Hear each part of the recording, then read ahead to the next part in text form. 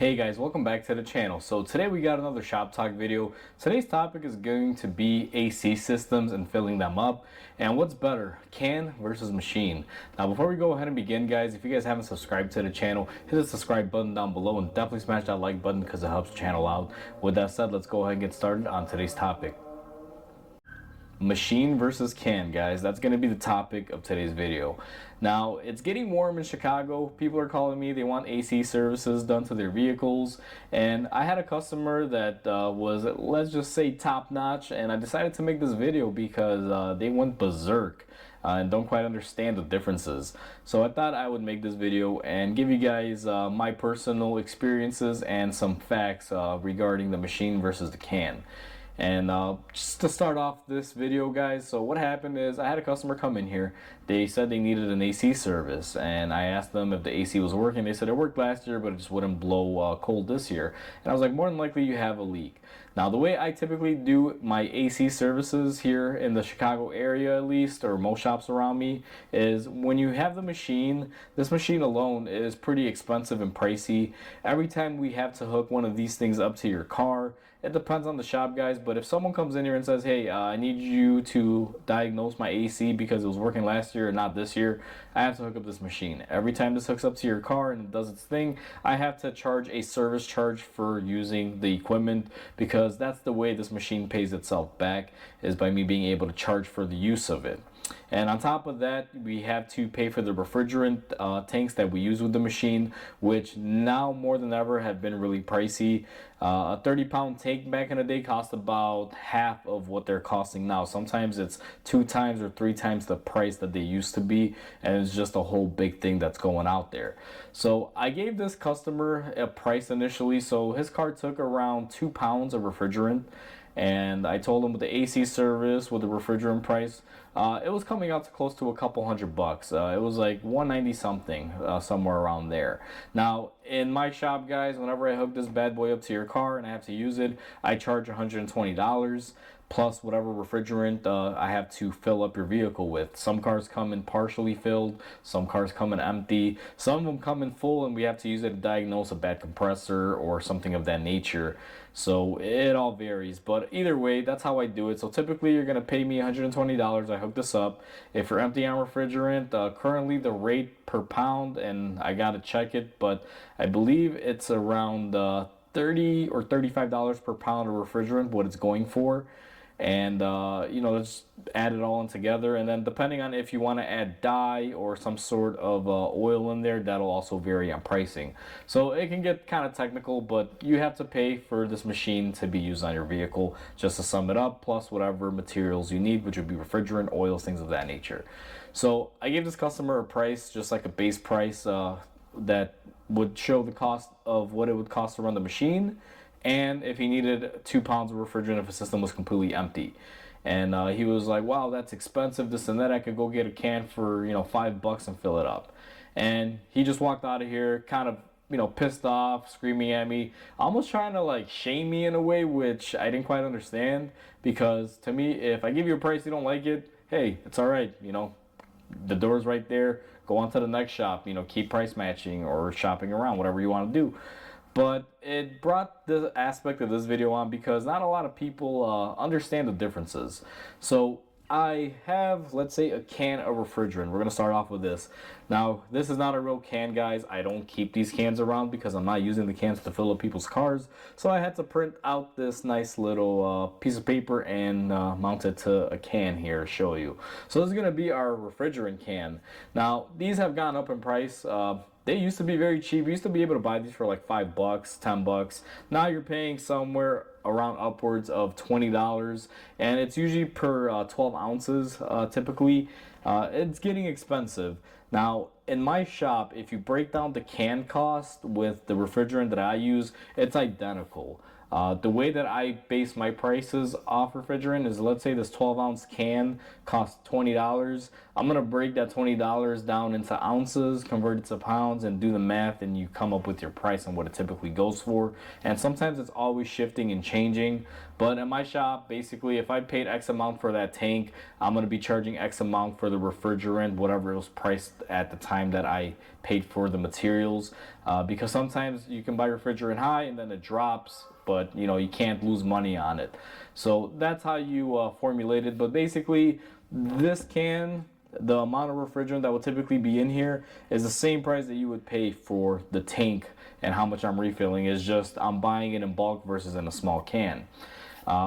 When you use a can to refill it and you have that little adapter that goes in there, let's say your car has no refrigerant in there and you fill it up. There's a lot of things that can go wrong there. One, your system probably has moisture and air in it, which is not good for your AC system. And then you use the can to charge it up. What's happening is you could be forming ice crystals in there, and that could damage your AC system, compressor, you know, condenser, whatever is in that system could be possibly damaged. That's one of the main reasons why I don't like using cans. The other thing why you shouldn't just take a can and install it in your vehicle, guys, is that there's no way to measure how much is in there. Let's say your car is half charged and you only need 2 ounces, but you got a 12-ounce can. How are you going to know how many ounces you put in there? It's very difficult. Now, you can go buy a very complicated scale and measure it out and do that, and if you have the means to do all the complicated stuff, by all means go ahead. But realistically, most people are just buying a can, the adapter, and just letting it go in their car, and that could be a issue where you could damage your compressor if you overpressurize it. That's another thing that could happen. Now, the third thing is typically number one that I would want to make sure people are aware of is that if your AC system is low or empty, you may have a leak. If you just take a can of this stuff and you just open it up and dump it in your AC system, you could be releasing whatever's in the can into the ozone, because if you have a massive leak, as soon as you put it in, it's going to leak out. Plain and simple. There's no way to safety check or know when you use a can. Even if you buy those fancy ones that come with the little gauge and everything, those are still inaccurate, guys. I would not trust them. The way that little gauge works, like has like the red, yellow, and green, it's based off of ambient temperature versus pressures in there, and it gives you a degree range and you try to match it up. It's not accurate for your car or system. That's one way they try to, I guess, fool consumers into saying, hey, you can't do any damage with this can or overpressurize it because we're giving you a gauge, but it's not specific to the car. It's just relative temperature. So I would highly not recommend using any sort of can in your vehicle, and I always tell people take it to a shop that has the machinery. Now that we talked about the can and 3 of the drawbacks that you can encounter when using it, and trust me guys, there's a lot more, but those were the main 3 topics and points that I wanted to mention. Now we're going to talk about using the machine and taking it to a shop. A lot of you may be skeptical and say, Mike, you're just saying take it to a shop because you're a mechanic and we profit off it and this and that. And that's not the case. That's not why I'm recommending people use a machine or use the proper equipment when working with AC systems, because this stuff can be harmful for the environment. Now, I'm not smart enough to know exactly what it does to the environment, but I know if this refrigerant gas gets out into the atmosphere, it does affect the ozone and temperatures and things of that nature. Again, we're not going to get into that. I'm just stating what I know when this gets released into the environment.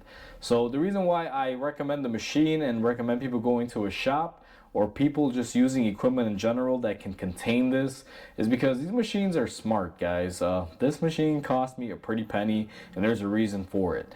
The way this works is when you hook it up to your vehicle and the system is hooked up to the machine, you can read into the system using these gauges. It'll tell me, I'll know instantly if we have any pressure in there and how much we have, depending on which side the pressure is, or if it's equal, will tell me a whole lot in diagnosing it.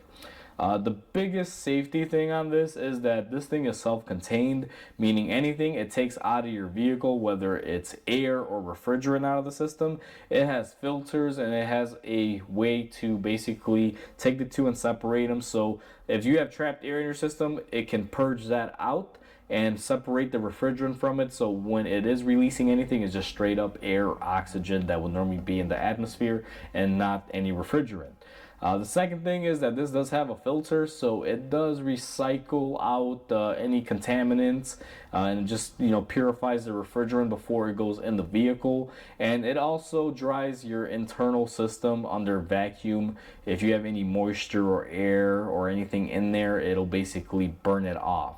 It's a complete system, guys.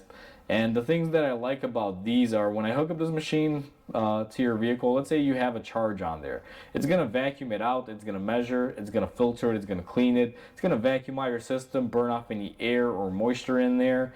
And after that, it's going to do a safety leak test, which will basically pull a vacuum on your car system and it'll monitor it for 5 minutes. And if that vacuum drops or it's losing pressure, the machine starts going crazy and beeping saying, hey, I have a massive leak, I am not going to refill the system. Now you can manually fill it up even if that is the case, but typically if this machine goes off and says there's a leak, I don't even bother filling up the system. That's where we use shop air or nitrogen to fill it up and find our leak, because we'll just be releasing, you know, the refrigerant inside this, the atmosphere, which is something you do not want to do.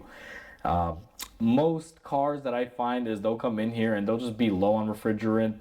What typically happens is every now and then your O-rings will shrivel up, maybe release a little bit of pressure, or let's say your car's been in a body shop, they have a tendency to half fill these systems because they save money, you know, by basically ripping you off and not giving you what you paid for or what your insurance company paid for. And that's what I find commonly happens a lot, is that systems are just underfilled. A little bit underfilled will cause the system to act up. You got to be pretty precise on these. That's the main reason why I hate cans, because you can't get precise on how much you're filling. So there's a lot of benefits of this machine versus the can. And not a lot of people know this, and I could ramble on for a long time and explain all the benefits of this versus the can and drawbacks, negatives, this and that. But simply, guys, taking your car to a professional that has the equipment to do the job properly is the best way to go. Because just like that customer that came in here that, you know, didn't want me to service his vehicle because he thought it was too expensive, he probably went to your local parts store, picked up a can of this stuff, and more than likely probably it's leaking out refrigerant into the environment.